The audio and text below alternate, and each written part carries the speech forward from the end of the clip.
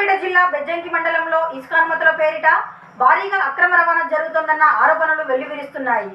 ముత్తన్నపేటలోని Manikanta cotton మిల్లులో భారీగా ఇసుక నిల్వ ఉండడాన్ని స్థానికులు చూసి ఆశ్చర్యపోతున్నారు. ఇళ్లకు మాత్రమే అనుమతులు ఉన్నాయంటూ చెబుతున్న అధికారులు ఇంత పెద్ద మొత్తంలో ఇసుక డంపులు ఎలా చేరాయో స్పష్టత ఇవ్వకపోవడంపై ప్రజల్లో అనేక అనుమానాలు చెలరేగుతున్నాయి.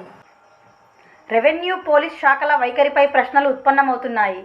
2 నెలలుగా పోలీస్ స్టేషన్లో ఎస్ఐ లేని పరిస్థితి, ఎంఆర్ఓ బదిలీ కావడంతో ఈ వ్యవస్థల జోక్యం లేకుండా ఇసుక మాఫియా దర్జాగా కొనసాగుతుందని పలువురు అభిప్రాయపడుతున్నారు.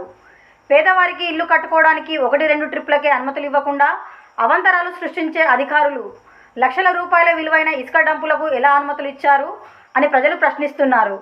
సంబంధిత శాఖలు తక్షణమే స్పందించి ఈ అక్రమాలకు అడ్డుకట్టు వేయాలని డిమాండ్ చేస్తున్నారు.